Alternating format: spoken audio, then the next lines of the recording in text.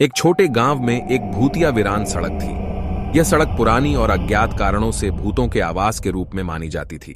कहानी के हीरो हमारे मुख्य चरित्र हैं, विक्रम और आदित्य, जो कि युवा खोजकर्ता थे और भूतों के बारे में गहन रूप से रुचि रखते थे। उन्होंने इस भूतिया सड़क के बारे में सुना था और उसे अध्ययन करने का निर्णय लिया। विक्रम और आदित्य ने अपने साथ भूतों को पकड़ने के लिए आवश्यक सामग्री और उपकरण ले लिए और वे उस सड़क की ओर निकल गए। जब वे सड़क पर पहुंचे तो वे अपने देखने के लिए बहुत चंचल हो गए। सड़क बहुत ही भूतिया और भयानक लग रही थी और उन्हें एक अजीब आवाज सुनाई दी जो उनके कानों में गूंज रही थी। चलते चलते वे एक पुराने हाथी के साथ मिले जो सड़क के पास खड़ा था।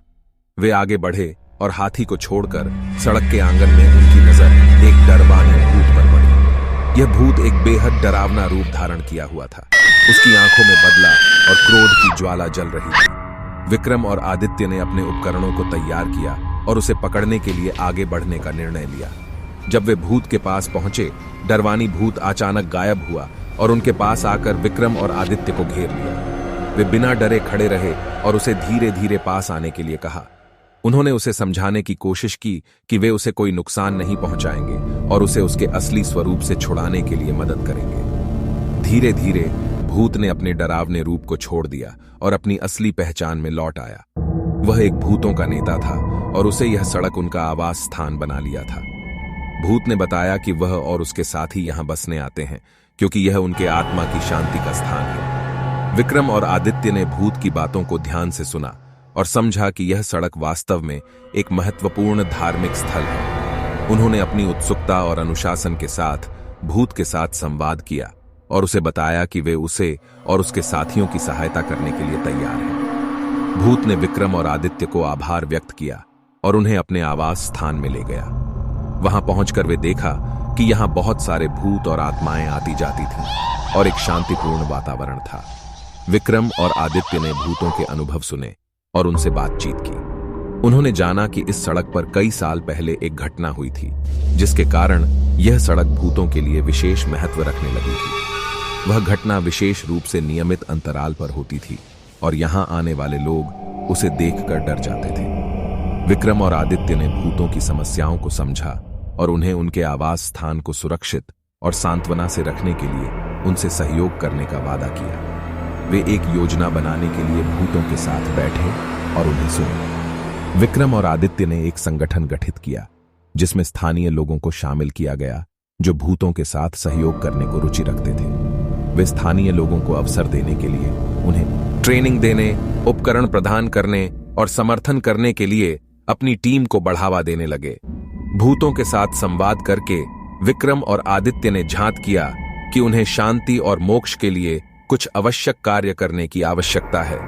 उन्होंने उन्हें विश्राम स्थल, पुण्य स्थलों की यात्रा और धार्मिक आयोजनों में सहयोग करने का प्रस्ताव रखा। स्थानीय समुदाय को जोड़कर विक्रम और आदित्य ने एक विशेष प्रकल्प शुरू किया जिसका उद्देश्य भूतों को शांति और मुक्ति देना था। वे सड़क के पास स्थित एक मंदिर को संशोधित करने और उसे एक संग्रहालय बनाने का निर्णय लिया। विक्रम, आदित्य और स्थानीय समुदाय के सदस्यों ने मिलकर मंदिर को नया आयाम दिया।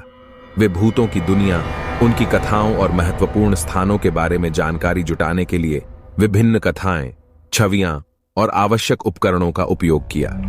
उन्होंने भूतों के पूजा आराधना के लिए एक विशेष प्रतिष्ठान स्थापित की और मंदिर में धार्मिक आयोजन आयोजित करने लगे। यह समुदाय के सदस्यों को भूतों के साथ अधिक संपर्क और संवाद करने का अवसर प्रदान करता था।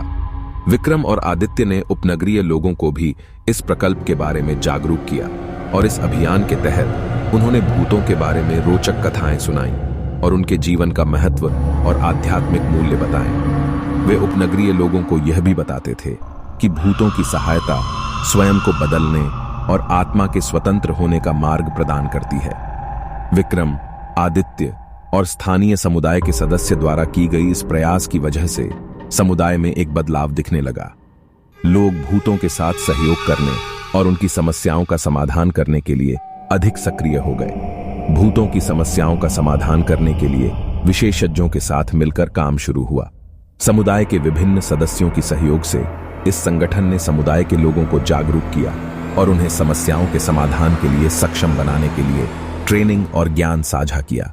उन्होंने संग्रहालय में विभिन्न श्रृंगारिक वस्त्र, आराधना विधियों, पुरातत्व और इतिहास के विषयों पर भूतों से संबंधित प्रदर्शनी आयोजित की। इसके साथ ही विक्रम और आदित्य ने समुदाय के लोगों के साथ वैदिक और तांत्रिक पठन पाठन का आयोजन किया। इसमें वे भूतों के आस्तिक और नास्तिक दृष्टिकोण को समझने और उनके बीच समझौता करने की कोशिश करते थे। उन्होंने भूतों के संबंध में स्थानीय वस्त्र बनाने के कारोबार, पर्यटन गतिविधियों और भूतों के आस्थानों पर पर्यटन को बढ़ावा दिया। इससे समुदाय के सदस्य व्यापार और रोजगार के अवसरों में सुधार हुआ और फिर भूत आजाद होकर चले गए। गांव की भूतियां वीरान सड़क पर सब बिना डर के जाने लगे और खुशी खुशी रहने लगे।